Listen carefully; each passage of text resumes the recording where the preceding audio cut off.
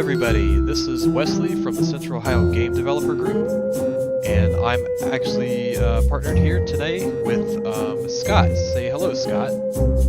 Hey, everybody. It's so nice to be here. Nice to talk to you again. We've got some good announcements today, good things to talk about, and I'm really excited about our presentation, too. It's going to be fun. Yeah. And if you can hear us, let us know on the chat. If you're chiming in, we'll be happy to just make sure we got people coming in. So I would say turn the music down just a little bit. Sorry to break that fourth wall. Oh no, I just forgot about that. There we go. That should be a little bit better. We can hear you. Great, great. Oh, and thank you, Sarcasm. Yep, you caught it too.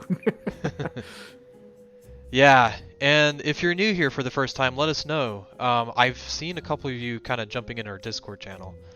And actually, Scott, if you're able to, would you be able to send a link to our channel in the chat? So if you're not familiar, we have a, since we've been doing a lot of things online recently, we have a Discord server that we do a lot of like in-person meets. So a lot of you have already kind of recognized, but definitely happy to see you here. Because a lot of you I've seen kind of pop up, so it's kind of cool to kind of meet you all in the online, perspective, so to speak. So welcome. Got that in the chat now. Cool. All right. Sweet. All right, so I'm gonna go ahead and switch things over. So let me just make sure make this as streamlined as possible. Hello, does everybody see us now? All right. We will know in about 5 seconds. I know, because there's always just like a little bit of a delay. So sorry about the chaos in the background.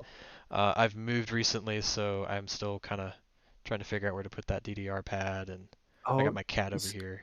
So speaking of backgrounds, do you guys want to see how you can fix old computers? You ready? You ready for this? I have to step away for 1 second. Oh. Check this out. Check this out.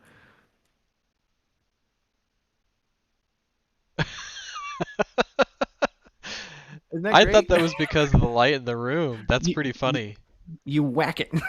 You smack it and it What turns back on. what computer is that? That is an old Apple IIe. An Apple IIe. It's Yep, that is actually the first computer I learned how to program on. That's hilarious. The very same computer, not the same type, the very same Did computer. did you program that Boo screensaver I like did. thing? Yeah, Oh I did. wow. Yes. So there's the lines of code for the program. That's hilarious. I had to write it out on something else because you really can't on those things you can't really see what you're doing. So you have to write it, print it, and then type it into that computer. That's so funny. Yeah, it's very archaic. I mean, it looks cool. Like it looks like something you would just mock up and have a real computer in. So, Right. um, but yeah, so we've got a bit of the Halloween spookies today. It is October 30th, 2021. So tomorrow's Halloween, so we just kind of want to thank everybody for stopping by. I know there's a lot of different things kind of going on, so it's always great for people to kind of say hello, even if you got a busy weekend. Um, but we also have a very busy day today. So we got like a couple things kind of coming up. We got the folks from Afro Duck today showcasing their game. And so that'll be a lot of fun. We'll see some of the developers there. And then for those of you who are kind of the first time here, we always kind of like let people know what's kind of coming up. We like to showcase a little bit about what COG is. So if you're not familiar with COG, it's a Central Ohio Game Dev Group. Really, the way I like to explain it is that we're just basically a funnel for opportunities to bring game developers and interested game developers and gamers together. So it doesn't really matter if you're in any different stage in game development. If you're just interested in learning more about game development around the Central Ohio area, we're here to help. So anything that we can do to help you out, let us know. Scott is one of the admins. I'm one of the admins too. And then today, Caleb wasn't able to make it, but he's very much active. He helps us in another event, which I'll talk about here in a sec. And yeah, we've been around for a while. So my background is in mostly animation. My day job is in e-learning. I also work with a local game studio called Multivarious Games.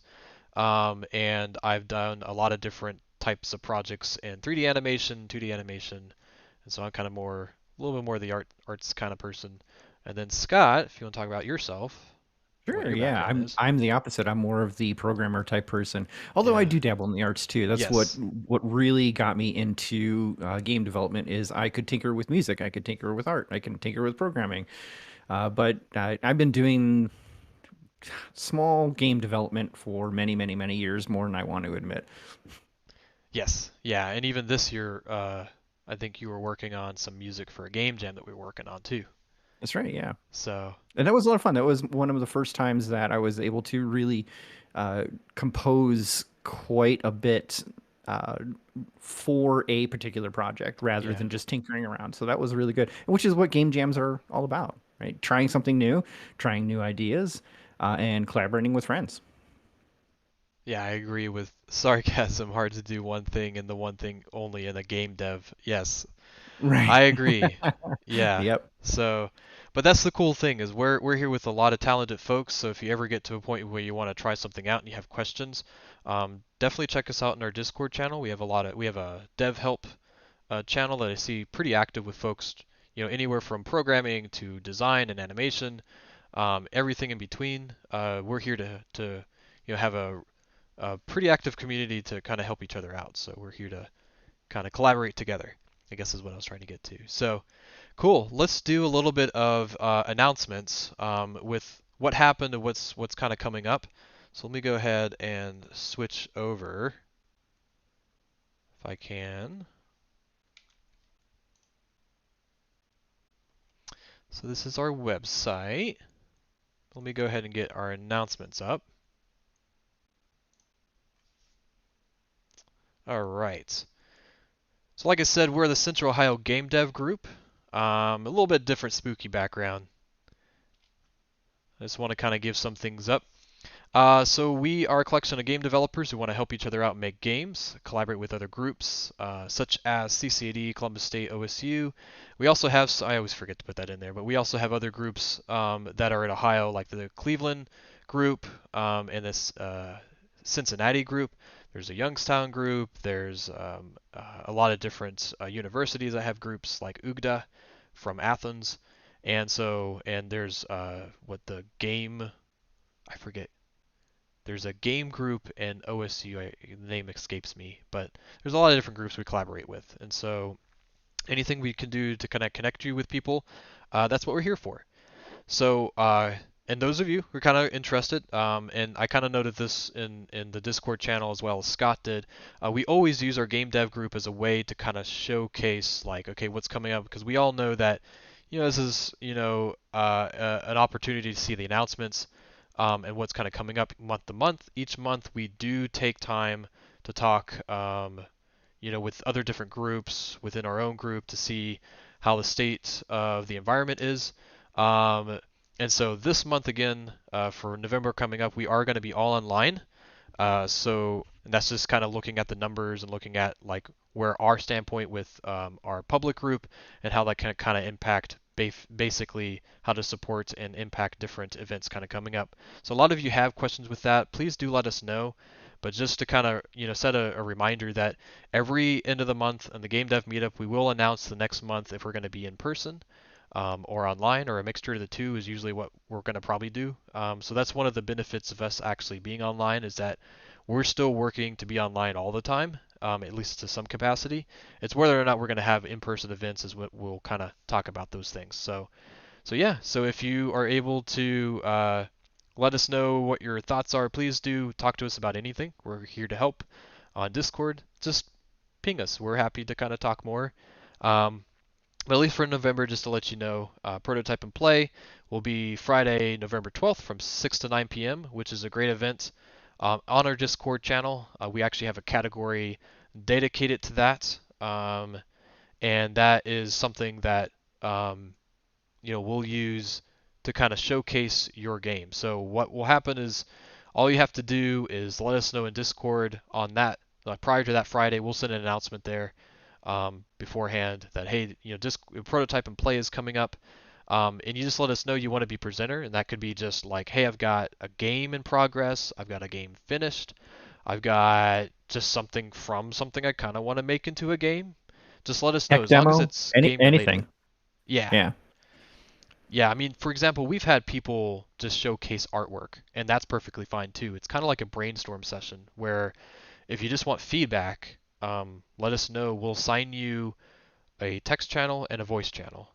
And the voice channel will allow you to stream your content, and then the text channel will allow you to add in links. So that's where you can go in and showcase your content, and a lot of people like yourself even may even or working to stop by and give feedback. So definitely, if you've got nothing else to do and you're interested in seeing other games, you'd help us quite a bit too just by stopping by and saying hello. So yeah, so that's every second Friday of the month. Um, and then we've got our Let's Play series. That's to be determined what it is. We always kind of do a call to vote, or kind of like a message in the channel what we're planning on playing. But that's the one where Caleb tends to do a deep dive into a game and talk about its mechanics and its design, and kind of just do a breakdown of like what works and what could be improved. So those are always fun. So Caleb has a blast doing those. We stream those to YouTube right here, just like we did today with the Game Dev Meetup. And that is the, excuse me, knock on wood, third Sunday of the month, November 21st from 2 to 4 p.m. And then we have our last one on November 27th. So that's the last Saturday of the month. So whatever the last Saturday is our Game Dev Meetup. And I will kind of, do a little tag note here that all of these, especially in November, December, we will kind of see how things kind of work as these dates kind of move into holiday season. So we always let people know that some of these might change just depending on the holidays. Now I will say, unless there's some like busy, resource heavy weekends for some of us, these are probably pretty solid for the most part, but again, they can change. I know that Thanksgiving is Thursday, November 25th. So This Right. should be okay, but it might just depend on how things move. They might move closer, or they might be pushed to the next month. We'll keep you guys posted. There's a event channel um, in our Discord, but also if you get a chance to look at our Meetup page, this is always up to date. As soon as we're done with this stream today, I'll go back in and make sure all those dates are changed for the month. And so if you are going to these events, please do check them before you go in just to make sure they are live. We work really hard to kind of get those up to date as soon as possible. And then you see our different links below. The COG website is a great resource for you to kind of find a lot of information about all our different going ons. So let me see if I can show that real quick. So if you go to thecog.com, you'll see our front page with a lot of information about who we are, what our plans are. We are, also working to get more information. If you're interested in becoming a volunteer, if you want to be a part of kind of like what Scott, Caleb, and I do, let us know. Um, this is a good place to kind of sign up. I've seen a couple folks sign up in here. Just so you know, we are working in the back end to kind of create some more structure so that you kind of have a good idea of what different needs we're going to need to help grow this community, which is really cool because you guys are definitely kind of pushing the envelope of what we're able to do. So a lot of cool stuff coming up. Our events page, I got to update, but just so you know, this is another place to kind of find information about events coming up. Um, News is another place that we'll be working on. The last thing we put up there was Global Game Jam, so we definitely need to update that.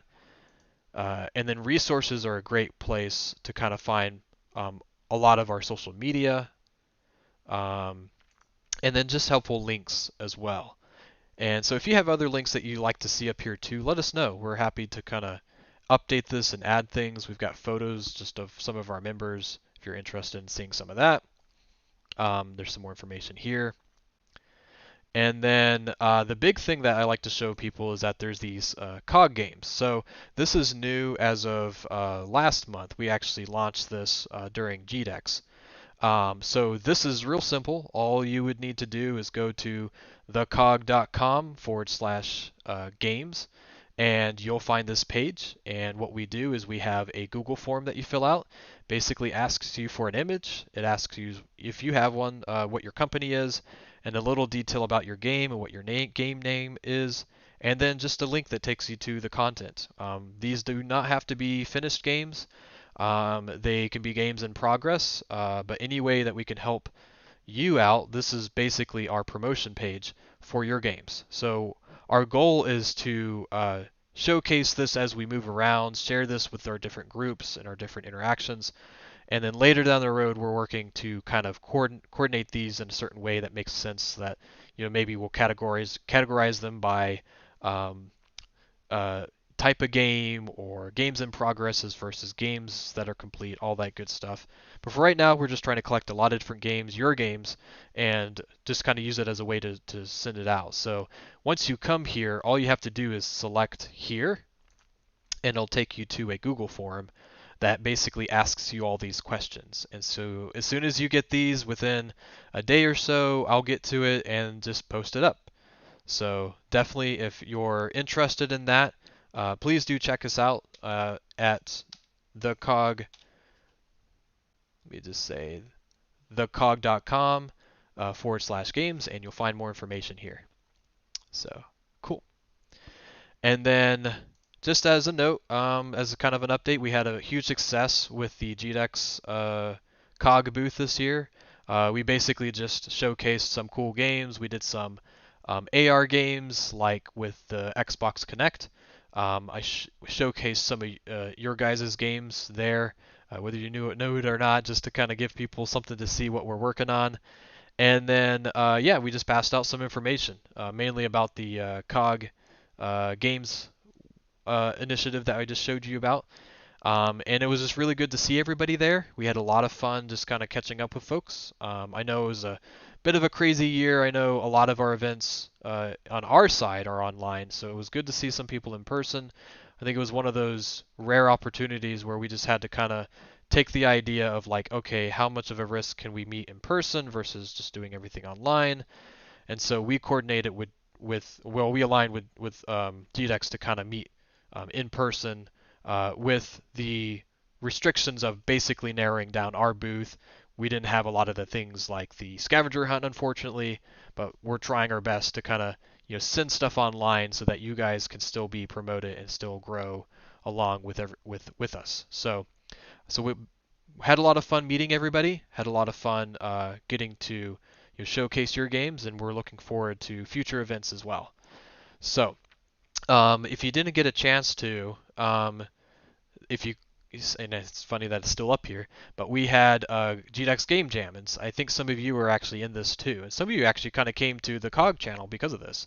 But we actually had a 9-day GDEX Game Jam event, and if you go to the top of the banner, it'll actually take you to all those games. So if you haven't had a chance yet, please do check these out. These are great. So this was kind of a fun thing that we do before GDEX, get a chance to kind of see a game jams and get to see everybody's work. So this is on an itch.io page that we made. Had a lot of fun and looking forward to doing this again soon.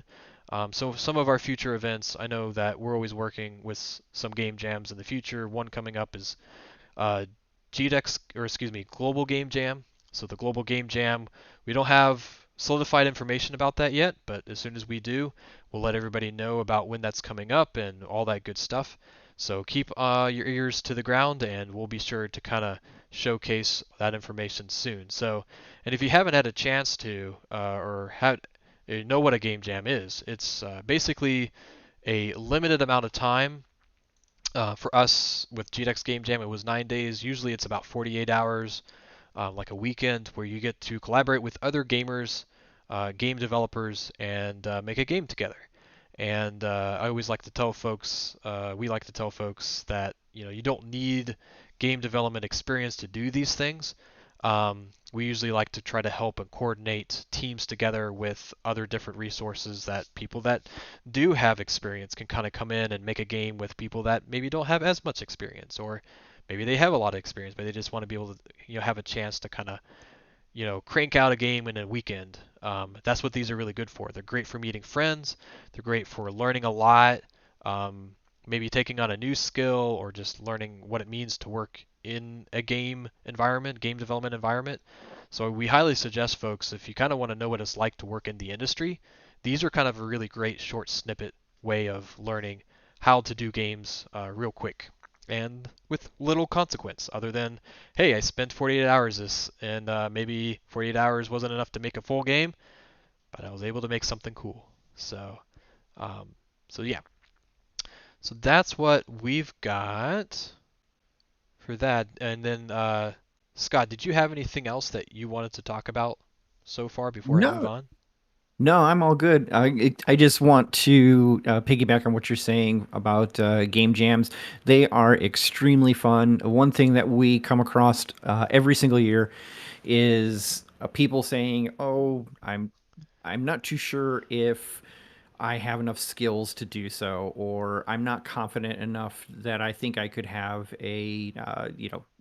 participate in a team, or with the team be appreciative of what I have to offer." And you can just throw that all away. And because our group, especially, but all global game jam groups, especially, are just very welcoming, inviting, and it doesn't really matter. Just like you'll be able to participate and have fun and get a lot out of it. And even if you don't fully complete a project, it's about the journey. It's not about the end.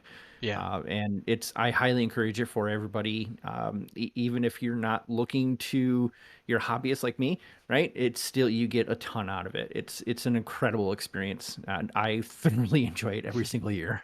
It's a great thing to do. Yeah. And this year, actually, Scott, Caleb, and I were able to do a game jam together, Yeah, which was because kind of fun. usually we can't do that. Usually we're cooking food for you. Usually Something like we're that, yeah. like we're administrating stuff. We're doing all sorts of different work for you. But this year we couldn't do that. So we Yeah. were able to participate. It was Yeah. great. It was a lot of fun. Yeah. So at the end of the day, it all shakes up. It's real. It's a blast. It's fun, and you get to meet a lot of cool people. So do them game jams. Yeah. So we'll talk more about it when we get more events. We'll let everybody know as we start to get different kind of events coming up. But yeah, so that's what we got on our ends is some updates. Um, a little bit more information is I mean, we kind of went over a lot of this stuff, but we are actually growing pretty strongly in our Discord channel, so that's really cool. So definitely keep those conversations going. Let people know about our channel because this is, like I said, a great way to kind of get resources. Like our Discord channel has, many different opportunities to get to interact with local folks as well as external folks. So definitely keep the lookout, and if you see someone new, say hi. And if you are new, check out our introductions channel and let us know a little bit about you.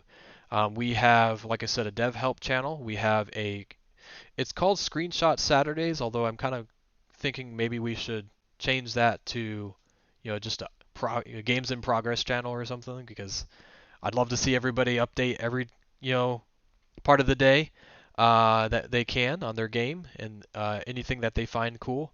So, and then we have our prototype and play there too. So it's a great way to kind of get a chance to kind of showcase stuff in live events as well. So definitely check that out. We've got a little bit of information about some of our updates and just to let you know that we're still growing. So thanks. And let's talk about today's thing. So we did our COG team updates. So we did our GDEX updates and just kind of future updates. And so now I think what we're going to do is just our presentations today. So right now we have our Afroduck Studios, and I might have to ask him how to pronounce this, but their game um, Zakumba Estrella Yeah, I think it's Zakumba. Yeah, Zakumba we'll Estrella. find out. Yeah, so they'll talk more about their game. It's really cool, so I'm not going to give too much detail about that, leave it a little bit of a secret. So we'll do that. So we'll get a chance to, if you're in the chat, please do let us know if you have any questions. Scott and I are going to be kind of coordinating some of those. We'll either be answering those live or in the end, and have a great time to kind of get some feedback on the game and any questions you guys might have about that with our game developer professionals. And then what we like to do afterwards is do a bit of group networking. So as soon as we're done with the presentation, we'll sign off for the day and join us in our Discord channel. And I always like to kind of break the ice with like a question of the month. I did, do one or two of them. So my question when we get back into Discord today is what spooks you about game development?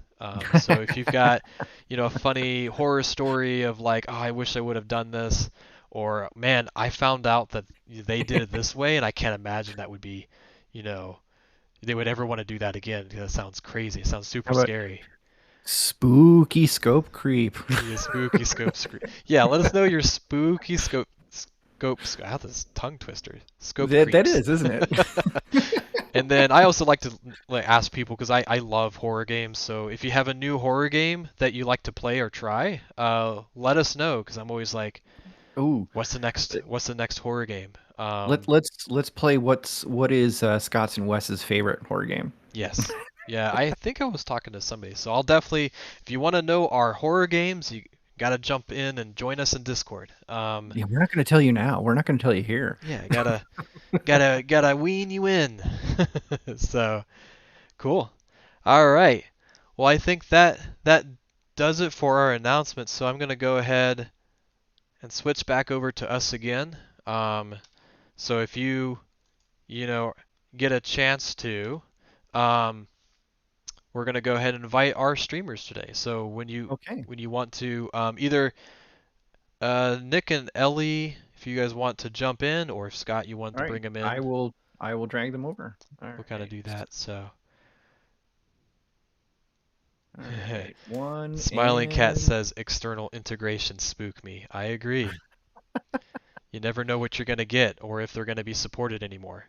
Well, actually, that was a fun story. I remember for those of you who play the Fallout series, I think it was Fallout 3, if you didn't know, actually got a new update. Um, because I guess Bethesda said like, "Hey, let's finally fix this bug in Steam where it was always looking for the Windows Live Games application in Steam and it was having a hard time working.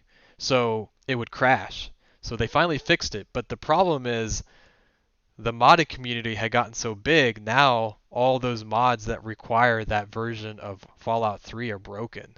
Oh my gosh, that's So, hilarious. talking about external integrations, don't know if it's Yeah. exactly the same, but I was just thinking of that. That was kind of funny. So, Oh, yeah, good old modding. sarcasm's. What's that? I say good old modding, I some love modding. external. I have never dabbled in that. I've wanted to, just never have. And I want to take Skyrim and give that a spin for sure. 'Cause I've Yeah, seen so many cool mods from that I've really wanted to try. Nexus Just mods are really pretty good. Definitely if you want to kind of start somewhere, they're really cool. nice, nice. Yeah. All right. All right. Cool. Welcome, guys. Hi, thank Hello. you for having us. Yeah. Thanks for joining us. It's a pleasure. Anytime.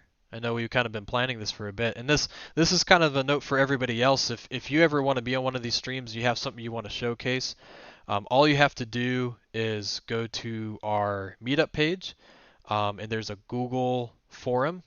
And I don't know, Scott, if you can post that. I think that might actually even be in our README I'll channel in give it a try. Yep. Discord. Yeah, if you can post that, all you have to do is fill out the Google form. We take a look at that. Um, and if you can't do it a certain month, just let us know what month you can do it, and we're happy to help you. And we're excited to have you.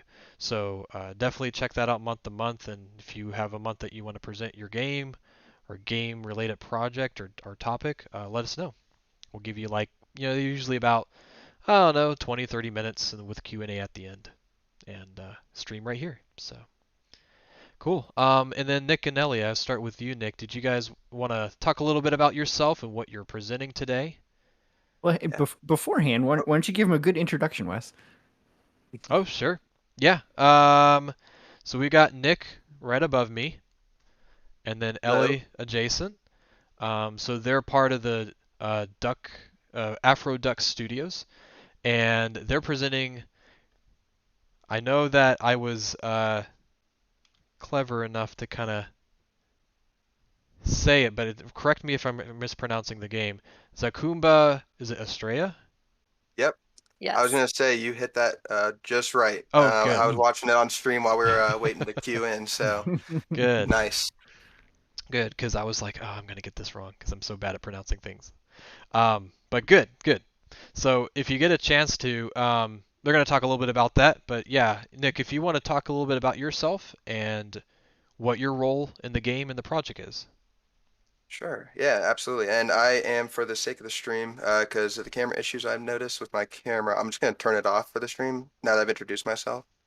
Yeah. But yeah, to kind of dive into this, I have been uh, the founder of the company. I've been around for years at this point, and originally was just kind of seeing the game design element of the game as we were working on it.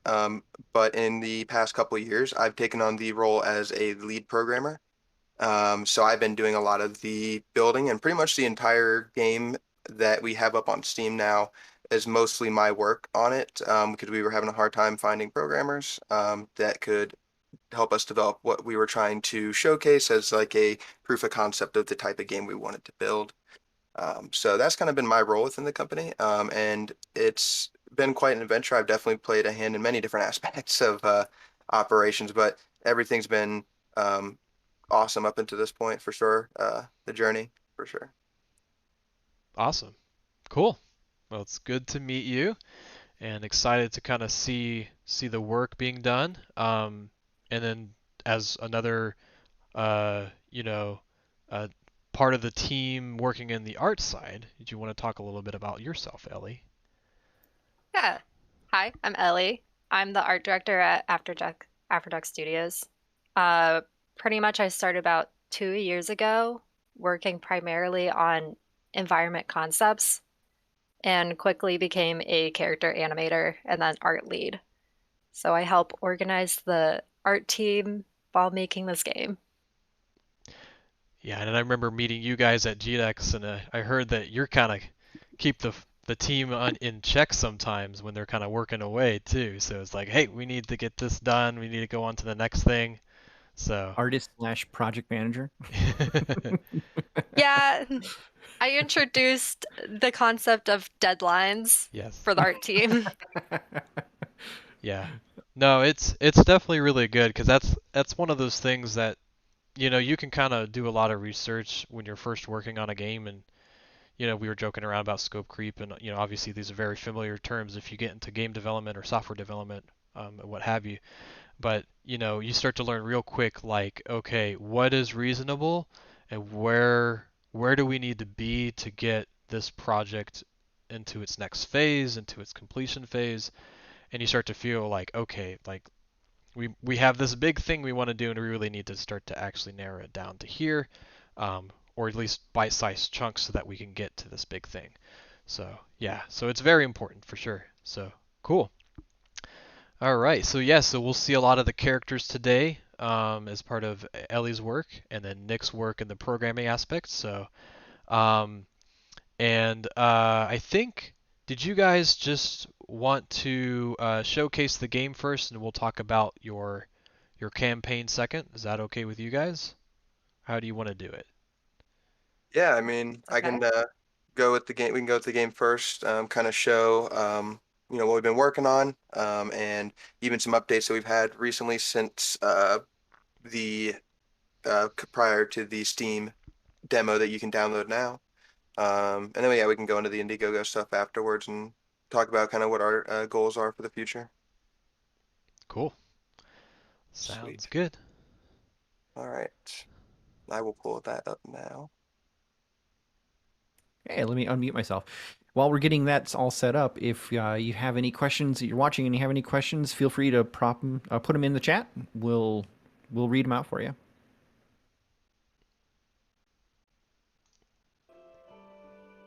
All right, and the first thing I want to know is if you can hear might be soft, but the music in there, Scott. Will do. It's good music, by the way. I always like a Thank game you. with good music. Yeah, so actually, our music was produced by Skeel Studios. Oh, right. Operated by Brian Skeel. I think he actually did he not have a booth at GDEX this year? I can't No, not remember. this year, but he is a active cog member. He is an active cog member, yeah. Yeah, So he actually made the music. So shout out to him for sure. It made some amazing stuff. It was awesome and really cool guy to work with, honestly. So definitely want to give him props there. yeah.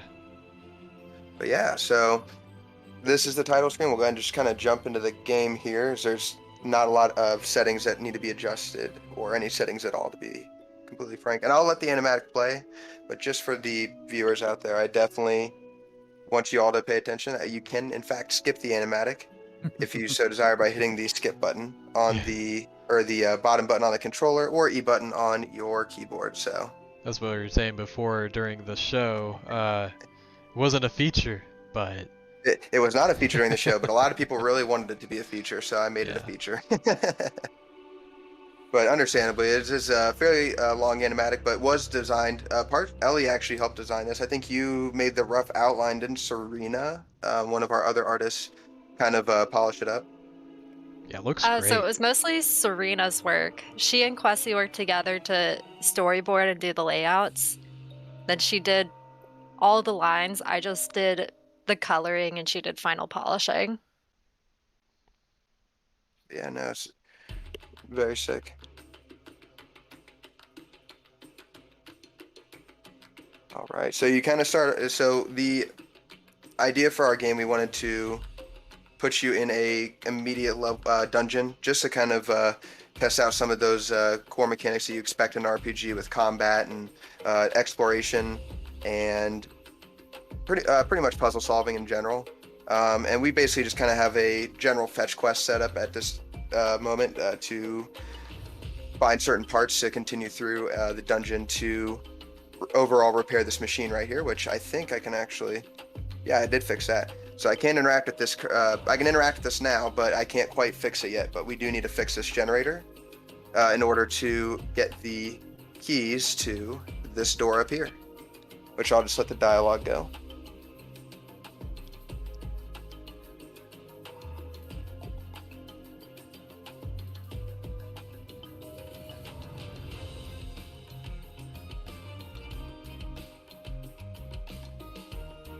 Crystals.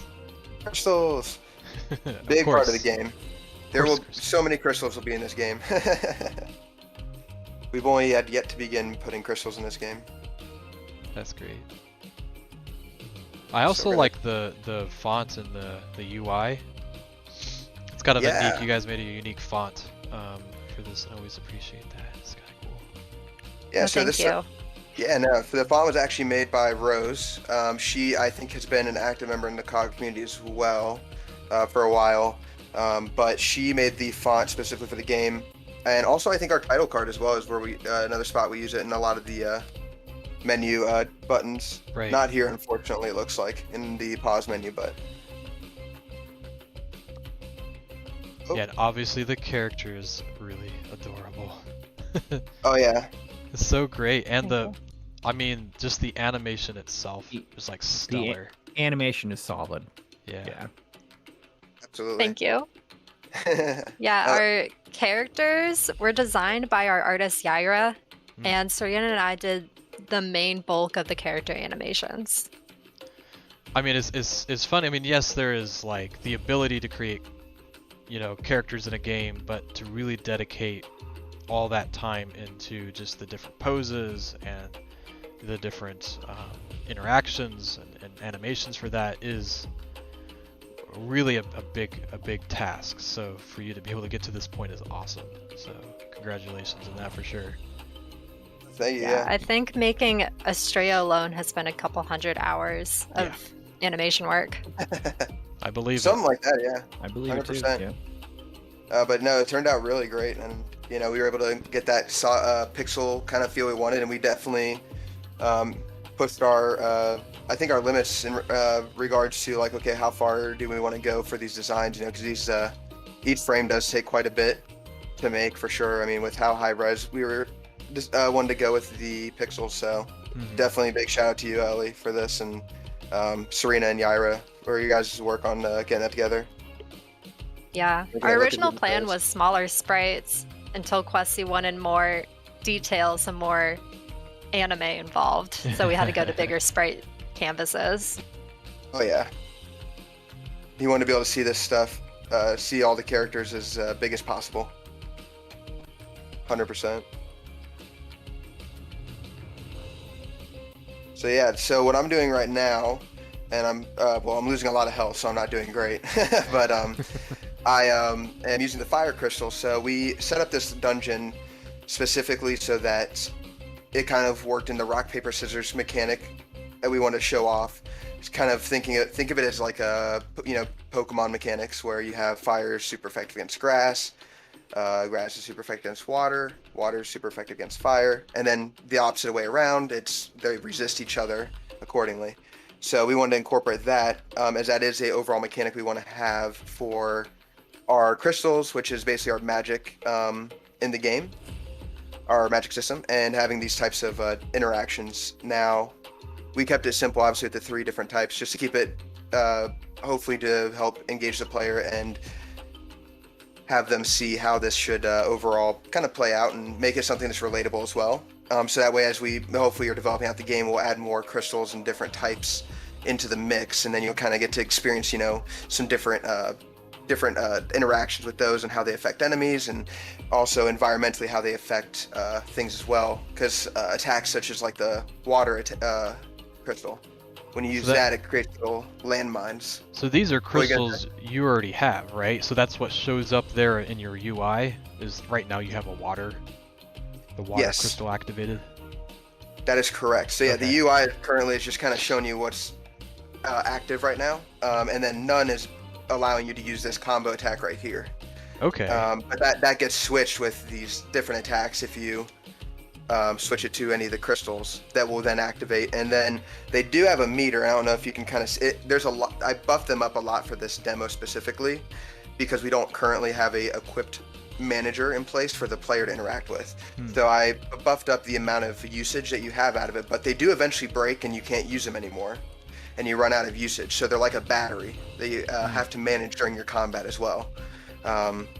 So this is something that, once we have the equip manager set up, then you'll be able to maybe say, well, I kind of need to, I'm about to go into a boss fight maybe I need to have a lot of fire crystals, so I'm just going to replace all my slots with fire crystals.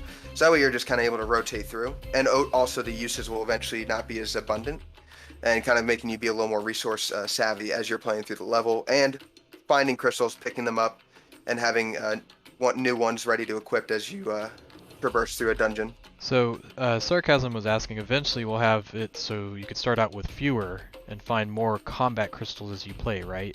Is that correct? Yes. Yeah, so in fact, the interesting thing about this level design, so like I said, we had ran into some issues with a lot of our menu functionality, and that was just due to another programmer who just wasn't able to commit as much time onto it during crunch time. But basically, the original idea was to have it so that you didn't have any crystals starting off, and we kind of gave you those crystals as you progress through the level, and then you'd be like, oh, cool, equip that, try it out, and then maybe give you some, multiple fire crystals, multiple water crystals, a lot of cool stuff like that. And that is something that I think once we get our vertical slice completed is what we want to incorporate into this, because as we develop towards that, we want to upload that onto Steam as our new demo placeholder, so that everybody can download it, try it out, and kind of get a more taste for what the final gameplay is going to look like.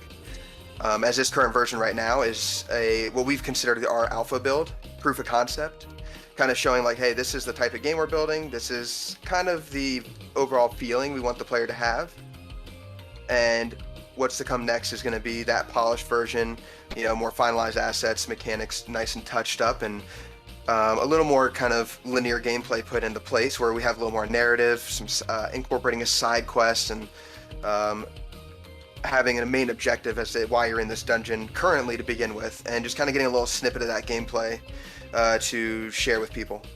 So right now we're kind of exploring this like nature level, which by the way I really like the lighting mechanics in here. Really kind of neat. It's like stuff I always kind of discover as you guys start to play this demo. So your current, as you called it, like a fetch quest, what is your current goal right now? I know you're getting crystals, but like what does that entail? Like you're just trying to open up the door to progress? Yeah, so at the start of the game, I picked up an item, and I don't know if it was, I don't think I pointed it out. So I got a fire crystal, or a refined fire crystal. So this factory, just a little lore, since there's not a lot of dialogue here to support that. This factory is an abandoned factory. This is where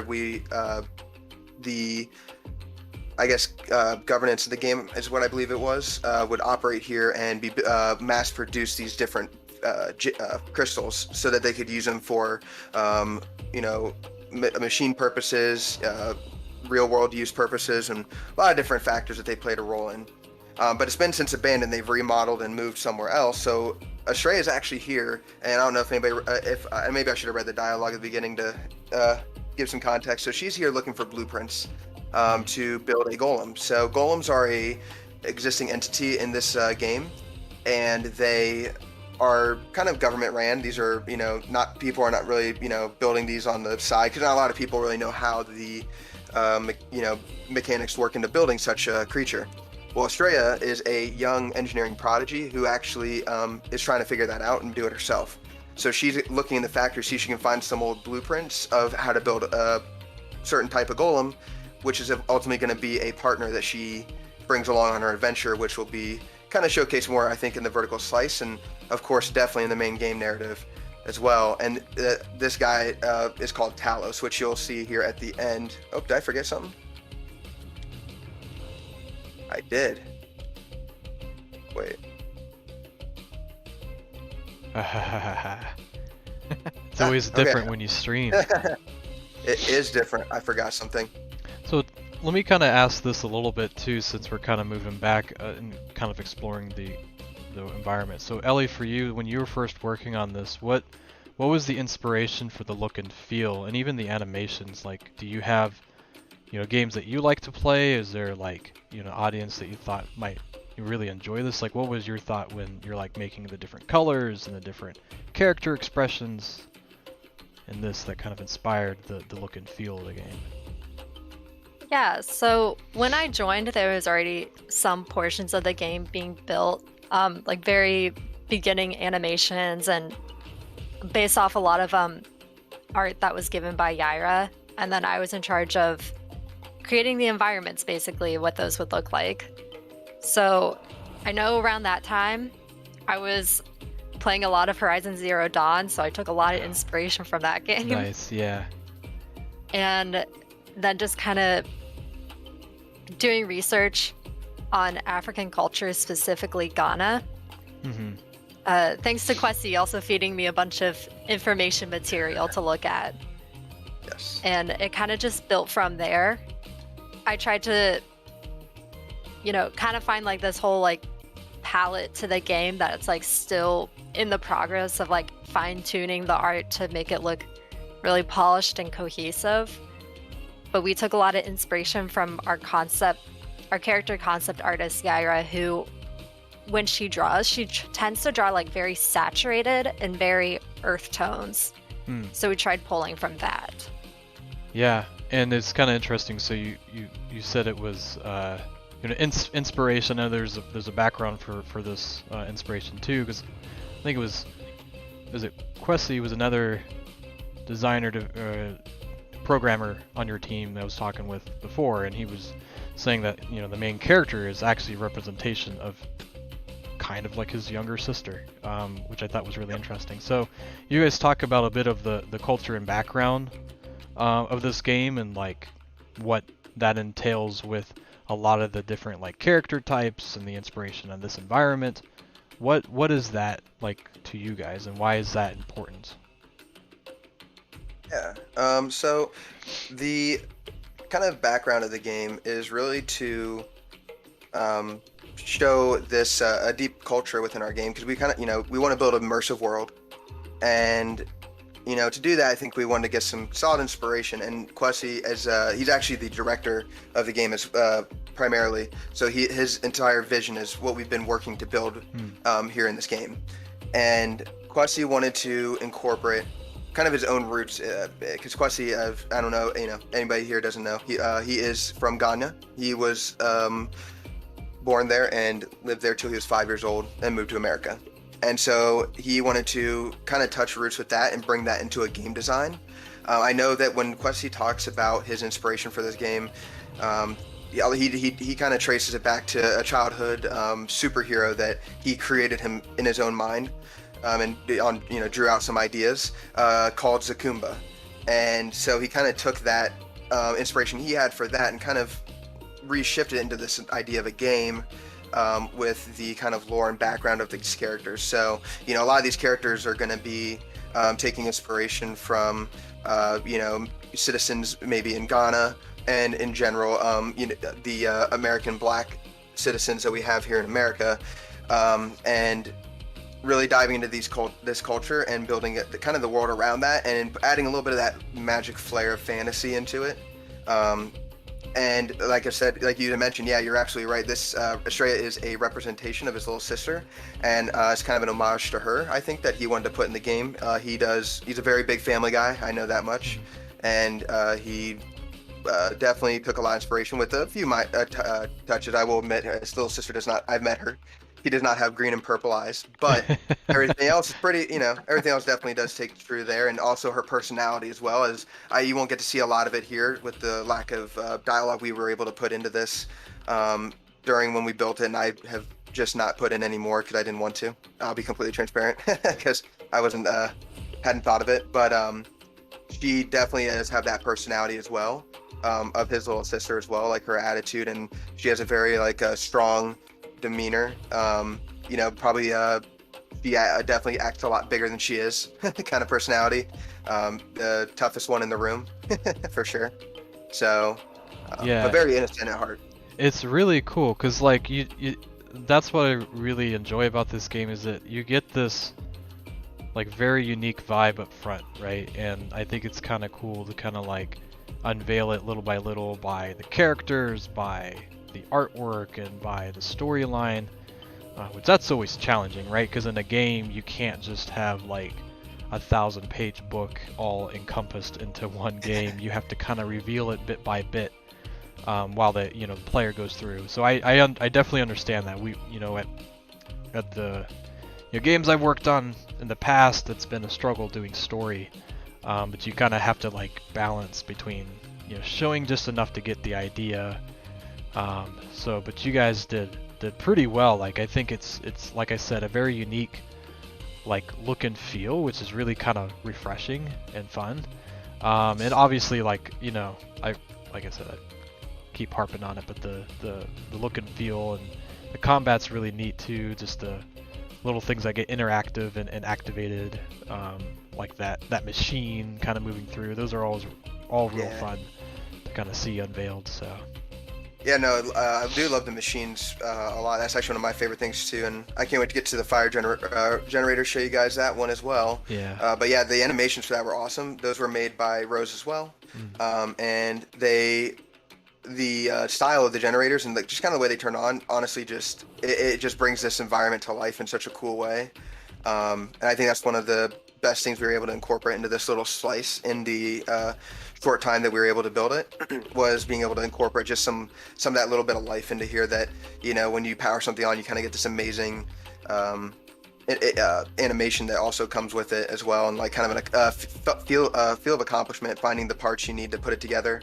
Because as the game gets developed out, you're going to notice Estrella's big niche is building things. We have plans for a crafting system that is built around her, and really just kind of diving into that nature of her being kind of a bit of an engineer and being able to pioneer design these little things, whether it's like upgrading weapons, building parts that you need to explore more level, that is hidden behind the wall of creating something, or even just fixing different objects in the environment to fix them so that you can then progress on. Where like there's so many cool little interactions we have planned for her that I can't wait to be able to bring to the table for you guys in the future.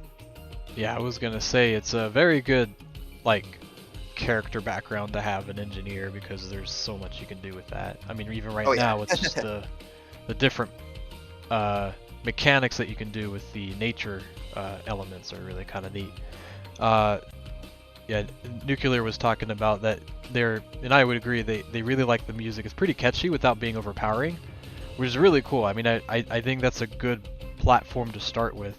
And so I can't wait to see like if you guys are going to make some different sound effects with these, like again, just bit by bit adding in these different elements as you start to progress. You're really at a good spot, because sometimes you can kind of get in there and have too much stuff and you have a hard time trying to figure out, okay, where can I go in and change things, tear down stuff when there's a lot of things in there. So it's kind of neat to kind of see that progress. So Absolutely. But cool. So where are you at now? So yeah, this is the water generator room. It's the second kind of stage where you're at in the level, and we're trying to power on the generator, which I think I have all the parts. I'm just kind of taking a quick moment to think. I'll definitely grab some of this. So we did also, I don't know if you noticed that the item healed me right away. So I know when I was playing with you guys at the plug and play, I was able to go in my bag and heal. Well, funny enough, we were making some adjustments to the game. I'm pretty sure we touched almost nothing.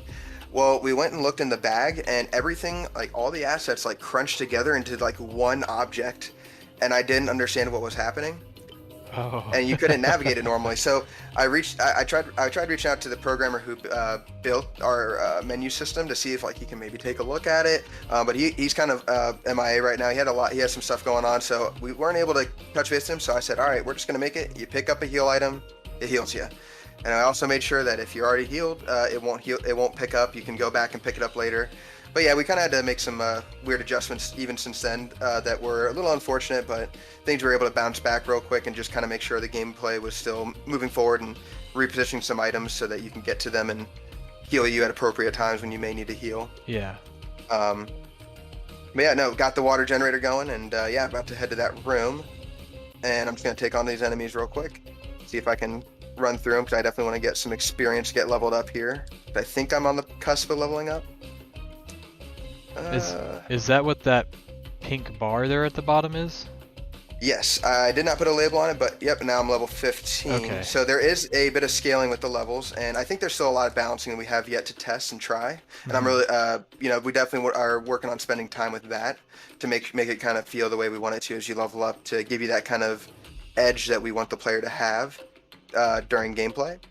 But yeah, there is a little bit of a buff you get to your stats, and I actually can probably go show you that because that is not broken in the menu. Let me see. I'm gonna get these out of my way first because I'm just nervous at pausing the game with them attacking me.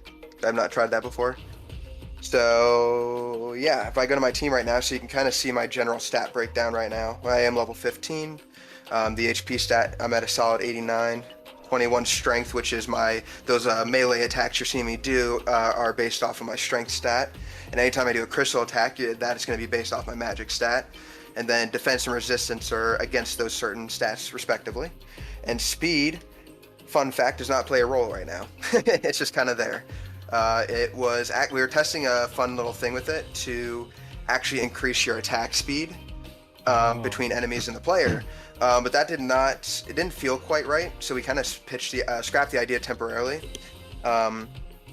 It was just kind of interacting weird with like the animation timing versus the actual hitting of the target when you actually hit them. So we just decided to, for now we'll put that to the side, come back to it later. But I think we have some new plans we may try to incorporate with it that we've been discussing in the back end. So, and just when I TLDR on this, so we do have another project that exists of this game where we've been working on lately. So this has been a kind of one we go back and touch up whenever we come to these presentations, or even on Steam, we're like, we should probably, hey, we kind of know we're going with this direction. We've incorporated this thing. Maybe we can put it in here, make that update, and push it on Steam. So we've been doing that primarily because their newer version of Unity does provide some tools that we were wanting to use. I think it was in regards to lighting, and I wish I could remember what it was, but unfortunately, I'm not the one who made the call. It was actually our team member Rose who pushed us to go this direction with upgrading to the newer version of Unity. Yeah, it's always kind of funny. You play this, I mean, especially in the beginning of the game, you play this careful dance of like, do we upgrade or do we not? Is the feature warranted enough? Because it's easy enough to do it. I say easy, air quotes or whatever. It's easy enough to upgrade now, but then, once you get to a certain point, reattaching everything, so to speak, becomes more and more challenging. So it's kind of nice, to really kind of figure those things out. So it's like you're almost at a lucky chance with something like Unity to kind of pick up something nice that could really improve your game, at least in some foundational way that you get a chance to do that. Because I know we're actually updating in our game Hatchet a lot of different mechanics, just because it's probably about, I don't know, this game was released about 5 years ago, so Unity's greatly improved.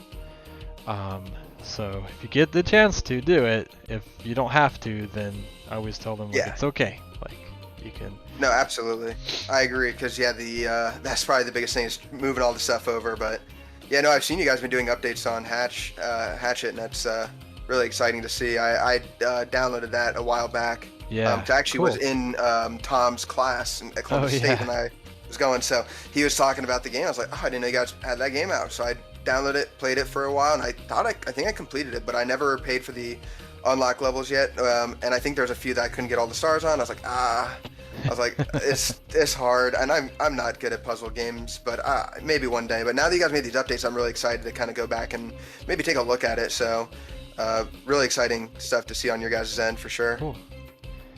Yeah, and here's also one of my favorite parts of the game, this level with the lava and the forgery. Oh yeah.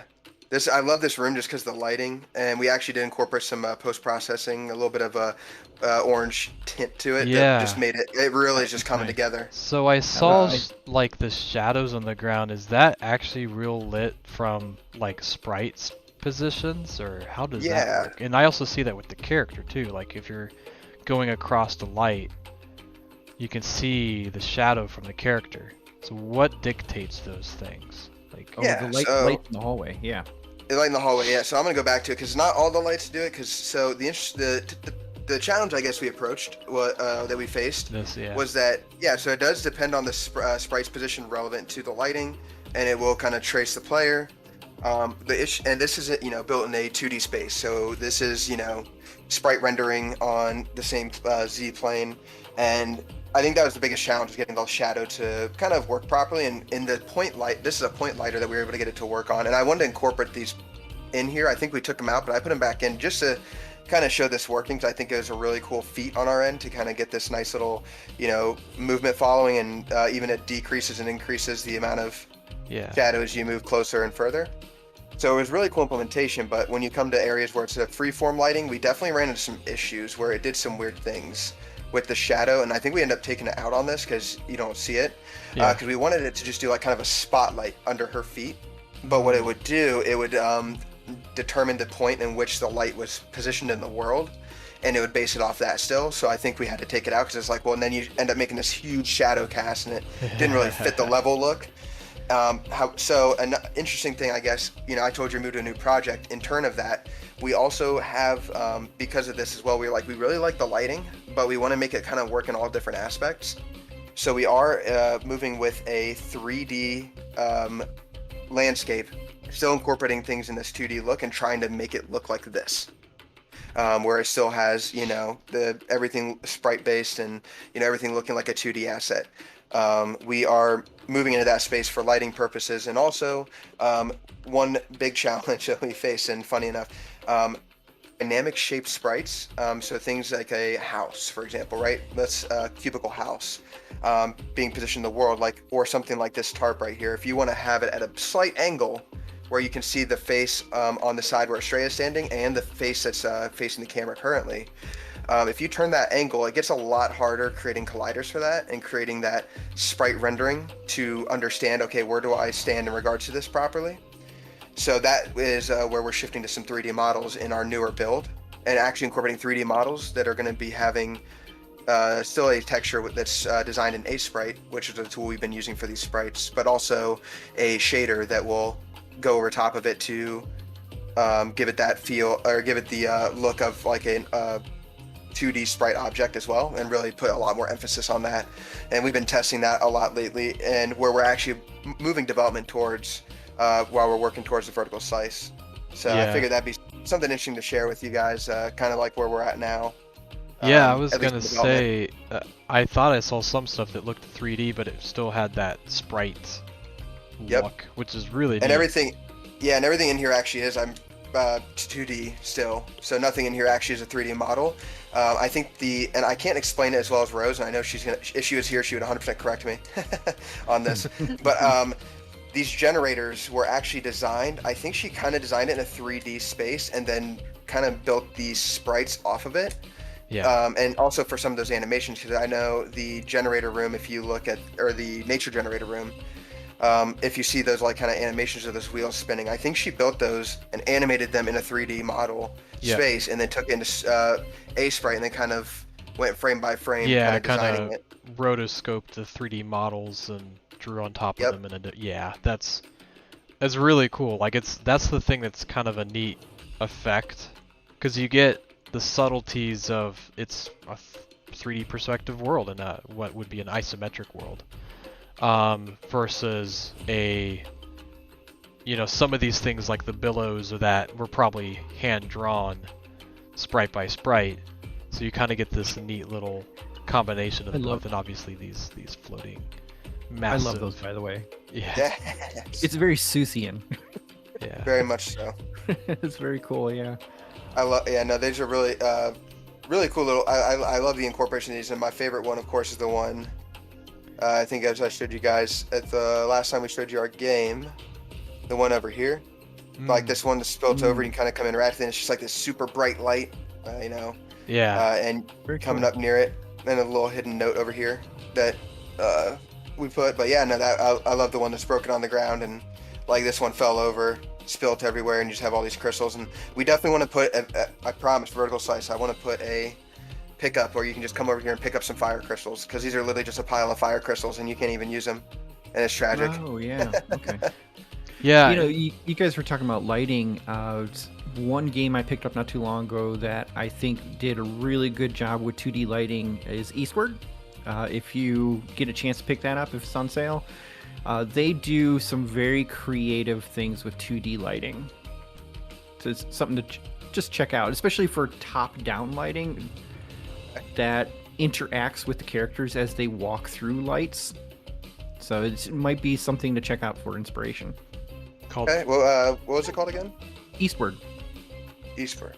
Yep. Okay. Is that on Steam or It is on like Steam or Switch. I have it on Switch. Twitch? Okay. Yep. Very cool. No, I'll definitely check that out. We're always looking for, different game inspirations to kind of help us get some ideas of, putting in, some classic RPG mechanics, but also just good game design mechanics as well. Like that kind of, oh, this is a nice thing. Maybe we can Right. try to replicate this in a way that fits in our game some way. So And definitely. also, I know you've got like one more section. I know you're coming up on the end. I don't know if you want to just hide or you just stop here and let anybody who's watching, if they want to pick it up, they can experience the last bit of the game themselves. Because I know you're coming up towards the end. yeah, we were Yeah, just saying like let them want more. Leave your audience. Let them wanting want more. That is fair. Exactly. I will leave because I have the ability to fix that last generator, but I'll leave it alone, and everybody can kind of just do the end for themselves and experience that end progression. So yeah, I like that call. I never thought of that. First time streaming for an audience, so Yeah. good notes. Well, and I was just gonna say, yeah, I don't know if I've been seeing any questions necessarily. Please let us know if you do. But for the most part, we could switch on to your webpage if you want and talk a little bit about your crowdfunding campaign. Yeah, for sure. Let me stop streaming for a second as I move things around. I'm gonna just close out of the game. Nice job, guys. It's really cool, and I like the progress that you've made so far too. From I think it was just a couple weeks ago. There's a lot of Oh new yeah. stuff. Really cool. Yeah, we definitely took a lot of feedback and wanted to incorporate it. And in general, even from because we went to we did the plug and play event. We went to Korgs and we were at GDEX and got to talk to a lot of people. And we had some feedback we've already kind of kept on the back burner. But then we were a lot of people were interested and a lot of people were going to check out our game. And we're like, we should update the game on Steam because it literally had been 6 months, I think, or 8 months since we touched. I'm like, I think it'd be a good idea to go back. Let's fix some things, make it a little bit smoother. I did notice during the gameplay as well. There's a few things I got to go back and refix because I think I broke a few There's things, but there's you always guys didn't even something. notice, so it was okay. There's always something. Yeah, and those things kind of come through. In my experience, I say that, I don't want to say it like that, but what I've noticed when working with different games is that I've seen a lot of times at some point, and this might be where your vertical slice is, and you guys can do whatever you want, but I've seen at some point you'll have enough of the game to really get someone a good idea of what the game is about and why it would be fun to see and play the whole game. So once you get the vertical slice, that's where you can kind of be like, this is what the game's going to be like, and then any new updates would be of the full alpha game that someone can go in and purchase. Because I've seen a lot of folks kind of just, here's the game, and here's now 50% of the game. Here's now, I mean, they wouldn't say that, but so at some point, like, you do have to we had to kind of stop that. Actually, we were just talking about it with Hatchet because we had so many releases of the game. It was like much of the game. It was almost like half of the game, and we're like, oh, actually, we should stop. So people like have something like we were just talking about the enticing part of the last part of that demo, um, because that's kind of what you want them getting more into. So it's really cool to see this progress, and I could see it even being add more to it. And I do think that you should update more on Steam. I'm not saying you shouldn't, um, but it's kind of cool to see this progress because that's what we see these crowdfunding campaigns, right? Like Indiegogo and Kickstarter and whatnot, is the people supporting this game because they are, fell in love with it, they are interested in it, they love the people working on it, and their background is they feel a part of it. So it is cool to see this progress. I'm not really trying to make a statement, I'm just making conversation. But yeah, I think this is really cool, and I can't wait to see all the different updates, and I definitely can't wait to see, once you guys got that vertical slice, nailed down and present it, because like I said, everything Yeah. so far is looking really, really good. So, Yeah, and Very I think you good. make really good points. It's something I thought of too, is like, making those kind of constant updates. And, for this demo specifically that, I just played through, I don't see there being a lot more updates. I might make a few adjustments just to make sure like things are proper. Because the one thing, I don't know if anybody or like just to point out, not a big deal. But the first door was already open. I think I just forgot to put it back into its original position when I was editing the animation. But that might be like the last fix, and from there, I definitely want to try to step away from this fixing this demo because you're absolutely right. I want to make sure to get the game kind of where like what the play, because I think this is a good representation of what we want to build. And I think the vertical slice will take that a step further and be like, this is what it is. Like this is what we're building, what we were building towards the whole time.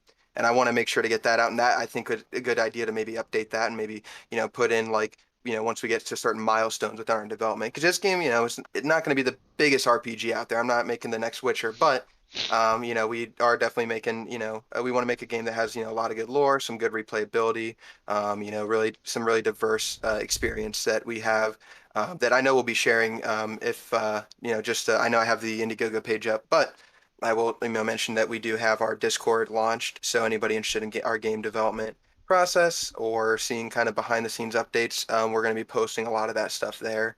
Not as and not quite as much on our social media to kind of give people who are truly interested like a kind of you know, insider look to what we're doing. And also, we want to start building up a community of people who are, interested in games and whatnot, kind of, round them all into our little community and, hopefully be able to share, get some cool ideas as well from these people. Because I think the players always give the best feedback for the games as well. Like I had some revelating ideas from just, some guy I met or some girl I met at one of the conventions. Talked to him for like 5 minutes. I was like, that is a great idea. I like what you just said.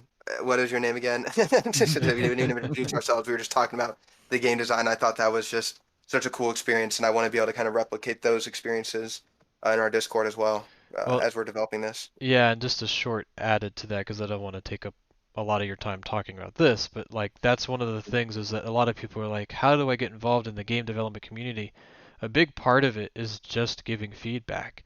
And you don't have to be a game player to give good feedback. Actually, we Oh yeah, encourage folks of all different backgrounds and ages and experiences to give feedback because something that makes sense for us, especially as a game that we're working on for years or months or whatever, we're kind of in a bubble and we don't always see outside of that. And that's just, it's good practice to move outside of that bubble. And a lot of times it's just getting to talk to people that haven't tried the game or who haven't experienced something like this. So if you are part of these different opportunities and events and interactions, just talk about it. That's what we would really enjoy because we love to see absolutely. what people are thinking of and how do we make things easier? How does it make it more clear and more fun? Right? Fun's always the super Exactly. specific word we're looking for, right? As I The say funner, the better. sarcastically. But yeah, like what makes it entertaining for you? And so we're always interested in that. So yeah. So talk to us a little bit about Indiegogo. What's all in here? Yes, sir. So we did launch our Indiegogo about a month ago, and we have been working on trying to just kind of spread the awareness, spread the word. And this Indiegogo campaign is specifically to build the vertical slice. And the reason we are doing an Indiegogo for that is because we want to be able to develop this in the fastest way possible. And uh, to do that, we want to be able to, get some money. We've all been doing this in our free time, just kind of, when we can, working on the game, working with the team and coordinating and, operating at a high level without trying to ask too much, obviously. And we want to be able to raise some money so we can, pay for some time to, really put our grind into this because we did have an really cool opportunity. And I guess, share, with everybody here. But we got to talk with members at Riot Games about what we've been doing. And it was a really cool experience. And they are currently running this program that's out there. It's for kind of bringing in smaller indie studios and bringing in more diverse games or developers, right?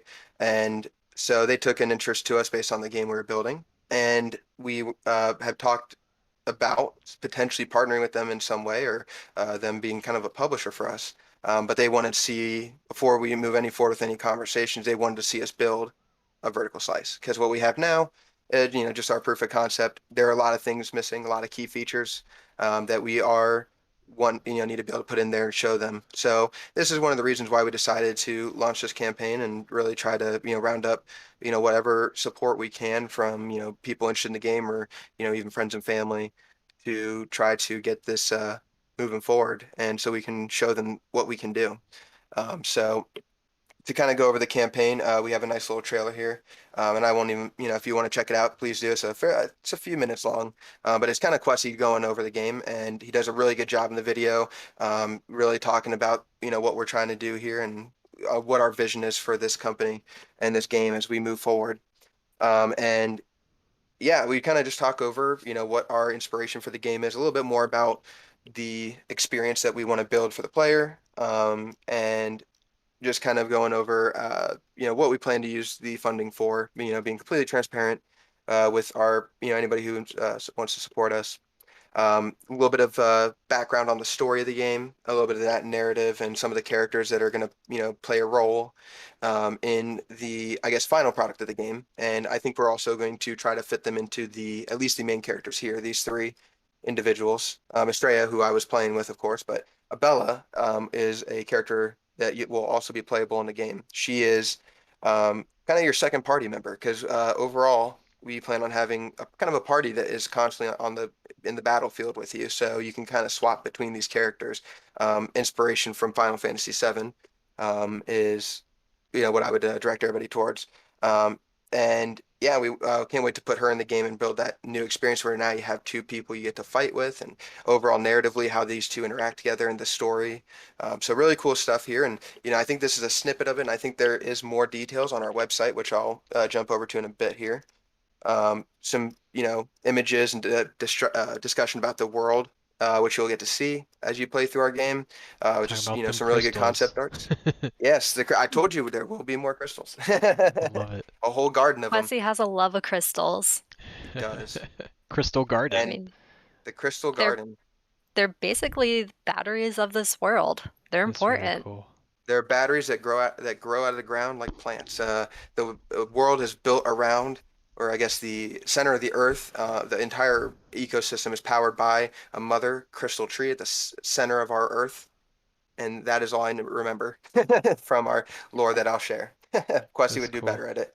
And then some gameplay shots we put in here, kind of showing where we're at currently. And then we put, shout out to Brian for his music. We, put them up on YouTube and put the tracks so people can, listen to his creation because the music, one of the best things I think we were able to put together for the game, this prototype.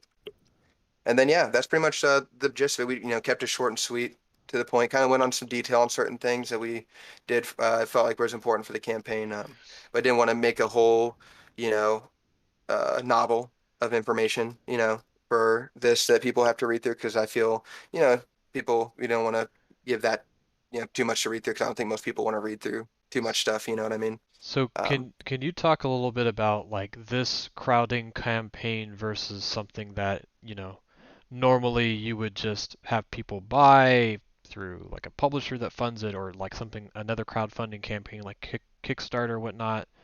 Like what is this one in comparison and how does that work? If I go on here and I say I wanted to throw in $25 for a perk, what does that mean? Like what should I expect? Yeah, so it does actually share quite a bit of similarities to Kickstarter. I think there was a small difference in regards to the flexible goal option.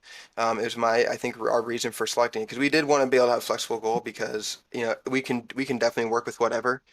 We obviously have our goal we want to reach, but we understand that with the current times and all that, it might be a bit of a stretch. So we want to be able to have that flexibility. And yeah, you come on here, it's fairly similar. You can back it directly.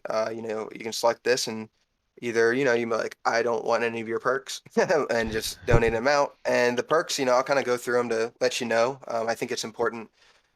Maybe go into some detail on these. We have a little bit of information, but overall for our campaign, most of the items that we have listed here, before I even go into them, we are going to work on creating some exclusive content that is unique to our campaign. So anything that you get from one of these perks, we plan to fulfill these perks within the year. We did set the estimated shipping to November 2022 just to give us that full year of development because one of the perks, as you'll see, will probably be about a year's worth of time to put together. But everything else, hopefully we can, fast track that a little bit sooner. But yeah, we're going to develop some exclusive stuff for exclusive artwork that'll be going on, these different items. So you will only be able to get them here, which was kind of our driving force for building these perks. But yeah, so the first perk kind of, it's just a very simple one, you get the early Discord invite, which we decided we're kind of null and voiding that. We did make an announcement on that. We just wanted to open it up to everybody rather than having early access. So that kind of is no longer a factor. But you do get a shout out on game credits as one of our donors and also on our website. And we want to keep those, obviously in the game, that'll be forever. And on the website, we want to keep that up for a couple of years, until maybe we do another crowdfunding campaign, or something else comes up. But want to make sure to, really, give you guys a huge thank you and let anybody who ever checks us out, as we hopefully grow as a company know, like, hey, you guys were here from the beginning, really helping us out when we needed the most. So, kind of a big thank you on our end we want to do for you guys. And also you get an exclusive digital wallpaper you can use on, I think we'll try to, I'm not sure if it's going to be just for computer, make one for phones. You haven't really discussed the details on that, but it'll at least be for one, if not both of those. So that is kind of that tier. Going up in the tiers, I'll just kind of jump a few ahead here because it's pretty much adding on. So each tier you buy into, we add on a few more items into it and everything from the previous tier. So kind of jumping $150 tier here. This kind of includes everything, barring like two things, I believe it is, or one thing, which will be in the next year, which I'll go over. And then there's a few changes. But yeah, we also have, posters that we want to give out, and signed poster from the team. Both these posters with exclusive designs that we are planning on putting together. I believe the mini posters will be more focused around our game, whereas the team poster might be kind of a more fun design maybe our art team comes up with together. It maybe kind of represents the company, Afroduck Studios, of course, and maybe a little bit of inspiration from the game. And then we have, t-shirts we're giving out in these higher tiers that will have exclusive design on it, and stickers and buttons as well. Really awesome stickers. Shout out to Sticker Mule, not sponsored, but hope to be. um, they make some really solid stickers. These are really cool, really durable, high-end stickers I honestly can't praise enough. But we'll be giving out some of those that are going to be exclusive this campaign only, and some buttons as well from them as well. Depends upon the tier you buy. And there will also be a digital art book. So you can kind of see a lot of the designs we put together on the back end that no one has seen before. And this is the one thing that will take probably up to a year as we're designing the rest of the vertical slice and kind of the final stretches of the game and those ideas and those concepts. We got to do that first, and then we'll, kind of go back, put together a nice little album that we can then, give to everybody who donated to this tier. I think this is actually an earlier tier. You can get it. I think it's one tier earlier. So you can have that access to digital art book. And the final tier is actually a hard copy, which again, also a year's worth of time to put together a hard copy art book that we think will be really cool to show off some of the really cool designs that we've put together and the ideas to how we built up to these different, why did we go with these sprites and these designs for the characters? Well, this is how we kind of got there. What about the level? This is where we went with that, and kind of show the design process of that through that book. And I think that'd be something a really cool collectible item that'll hopefully, be a one of a kind that people get to say that they uh, own and have, only there's so many copies of the world. I think that'd be really cool. And I think the other thing on here, I think that's the only thing that gets added the higher tier. I thought there was one more thing, but I could be missing it. So, but yeah, that's kind of how the perks work out. And if you buy one of these perks, those things will be promised to you. This campaign does, any money we make from this campaign does account for making sure we fulfill those tier perks as well. So that will be guaranteed before November 2022. Well, and that's the unique thing about this, and I guess I was kind of driving a little bit towards it, was whether you guys meet, and correct me if I'm wrong, if you meet the 82K, 82,000 or not, whatever is funded here will be used at the end of the campaign to build towards that vertical slice you guys are working towards, and then some, That, right? yes, and that as well. Yeah, So that's the that's really the cool thing is, if you guys donate, it's not like they have to meet that whole 82 amount. Anything helps, along the way because you guys have, depending on how much you get, you guys have different, ideas of the project to move towards, depending on how Exactly. much that gets funneled in. So, And and the number that we reach will, and I know this will be updated. So, as I was talking to you earlier, we are planning on extending the campaign because I think we had some other cool ideas cool things we wanted to embark on as we do the campaign. This is our first campaign, so we're just kind of, touch and going as we do it. And I think we're, learning a lot as we're doing it. Learned a lot before, and want to keep kind of pushing at it for a little bit longer here. And I think we're doing another 30 days, if I'm not mistaken. But I do believe that regardless of the amount that we reach, yeah, like you said, that amount after we fulfilled the perks that people have bought into, we are planning to use whatever's left, and we are going to find a way to help with the development of this vertical slice. And it's going to basically scale our time. We hit the 82,000, we build it in the time frame that we were aiming for. Anything less, we find a way to make it work, and we'll push to try to get that time, find a new time frame in order to get it done. But the more we make, the faster it gets done is kind of what I've been telling people. So that's what we want, is to do it as fast as we can. Obviously we're still human, so we can only do so much here, but of course within that reasonable amount of time. And yeah, any amount really does go a long way for sure.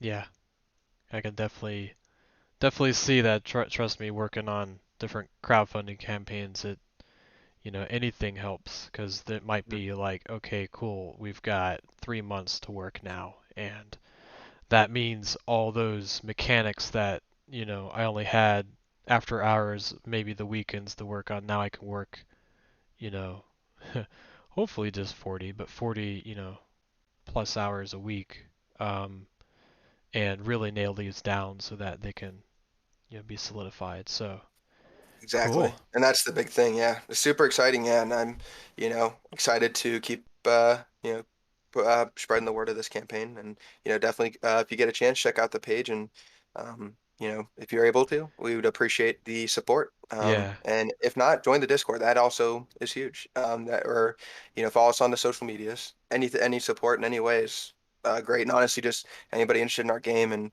getting to interact with you guys it's been cool. Like whether it's on social media or in the Discord, we're also new to kind of managing our own Discord server with the community, so it's been an exciting journey there as well as we work on that and figure out what our niche kind of is within that server. So Yeah, yeah, it's If Discord if is you want, definitely a learning experience. that is very true. Still If you learning. want, feel free to put a link to your Discord in the chat, in YouTube chat. Up to you though, yeah, if you oh want. yeah. I should I'll have to pull that up. Ellie, if you want to, I don't know if you're able to throw up a Discord link to the YouTube chat, that'd be awesome. I cannot right now. Yeah, I was wondering. I said you disconnected there for a second. Everything okay? I Yeah. wonder. Well, tell you, how about this? So we will, I can after pull we're it up. done, we'll probably, or if you can put it up now, but when we're done, we'll go ahead and hop over to our Discord channel in the general channel, and we can drop a link there to share with everyone. Yeah, I Uh, was gonna say, in the collaboration with this video, I was planning to do some social pushes again in our channel and on our Facebook page, oh, there we go. just Okay. as another media Oh kick, yeah, so people can kind of. absolutely. If you're out there, definitely hop in the Discord for COG. They're also a really good channel. Cool. Yeah. We think we're good guys. Yeah, they're pretty nice. They're pretty nice over there. No, we're a Uh, secret evil corporation. You just don't know it. Very cool. It's Nice all job, it's a guys. Very long-term cool. plan, of course. Yes. Very Let's cool. Nice see. job, guys. Yeah. Thank you. Yeah. Thank you. Yeah, cool Um, stuff. Great campaign, great game. Can't wait to see more. I think, and then anything we can do to, give feedback, we're happy to kind of play as you guys start to grow and do iterations on this. I mean, it's like I said, it's great. Just want more, right? I think I mean, you guys already probably know that. It was just like building it up and making more Hmm. from it. So I think you guys are on the right path, at least from my perspective, and great to Well, be that's a a part A of this. mighty thank you. that was a cool picture of GDEX. Yeah, that is. oh I yeah, was That's a gonna cool picture say. of you guys. fun fact about this picture. We actually this picture's in the Columbus Dispatch.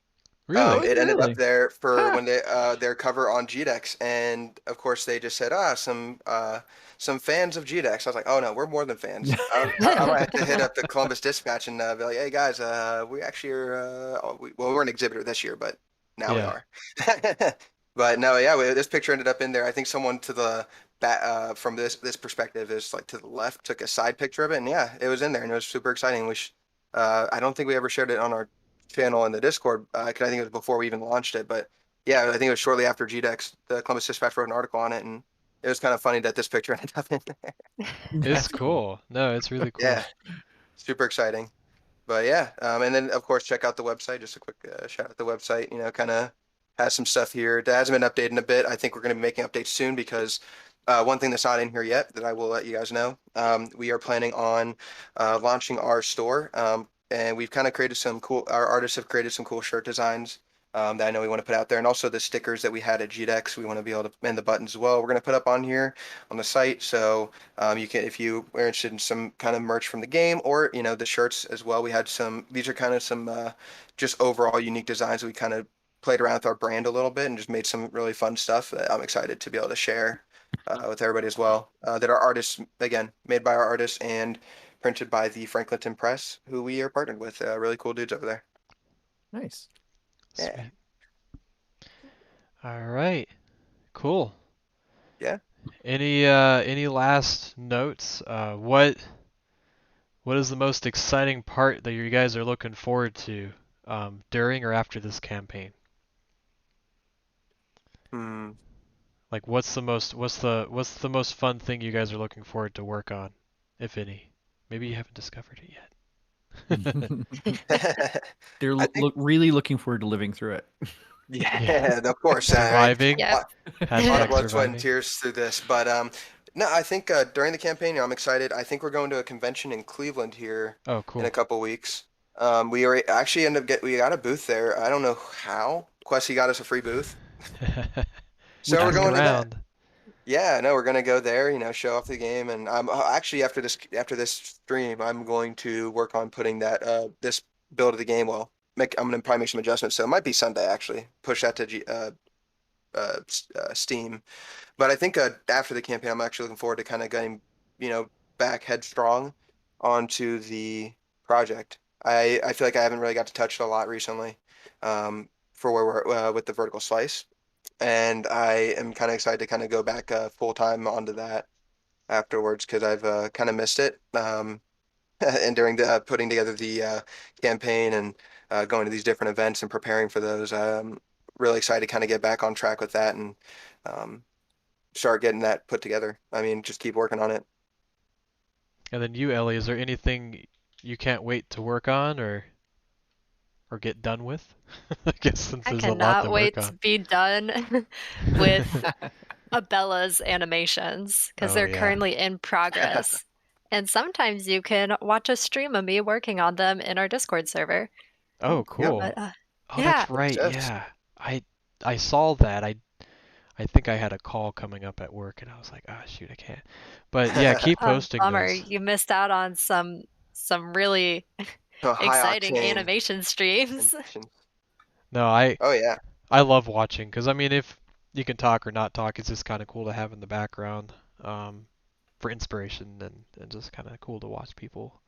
So yeah. that's cool. I think we do have a. I haven't tested yet because I haven't got the chance to stream yet. But I do think we actually have a. You can kind of like do a hand raise thing, and you can talk. Like you can get the floor for a bit as a viewer. So Oh, I haven't cool. tested it out, but we'll have to see how it goes once we jump back. Once we kind of are able, I'm able to focus on that more and myself, and maybe try it out if other people join. But yeah, no, definitely the Bell's animations. I think you're so excited for him too. Now you're like, nope, time to be done. Welcome to game development. It was fun Yes, for the it was first fun thinking about it. 30,000 hours I worked on it, and now it's ready to be done It's time to be done. whenever we're Yeah. ready.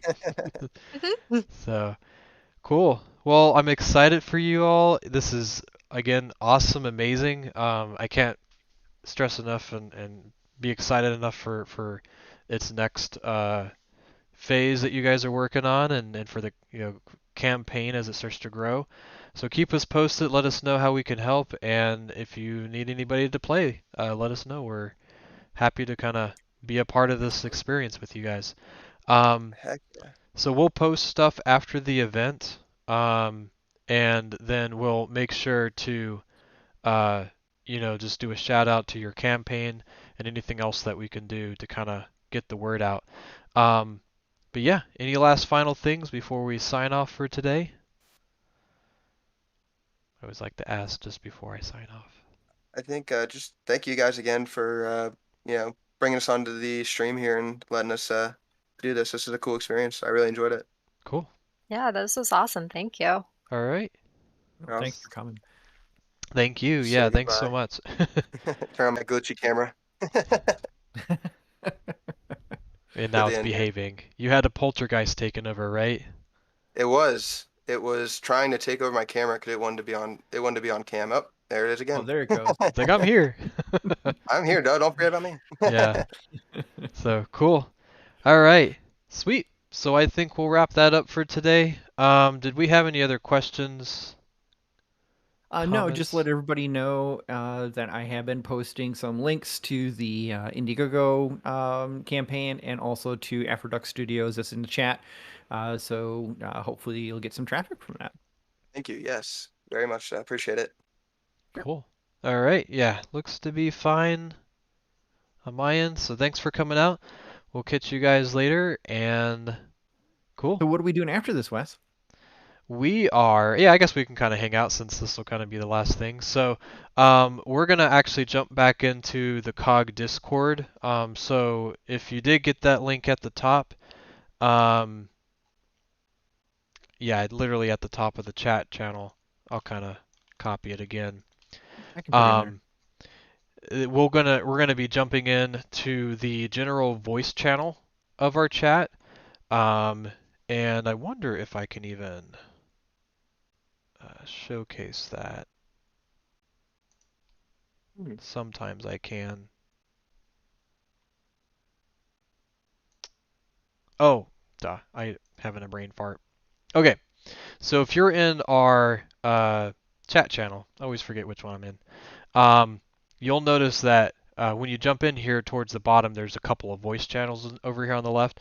There's a general channel, so that's the channel that you'll want to join us in.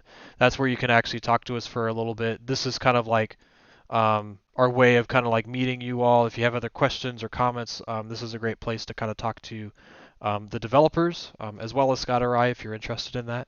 Although I have nothing to hide, so there's nothing interesting. At least not anymore. We're boring. So, but yeah, it's a great place. And like I said, if you want to talk to us about the game, that's a great place to talk to us there. If you want to talk to us about anything you're working on. And then the icebreaker questions. So what is the most horrific game developer experience you had, right? What's the spooky thing that you think, haunts your memories? And then also, what's your favorite game that you are playing or want to try to play as a horror game coming up? And sorry, you go ahead, Scott. You had No, something. you're all good.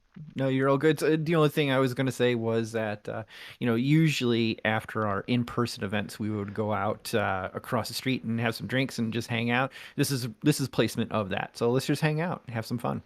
Yeah, I mean, if you come in, you can stream with your video if you want. You don't have to, but if you don't want to, and then you want to, have a little beer to drink or wine or bourbon or whatever, like we're I not gonna got my judge. coffee.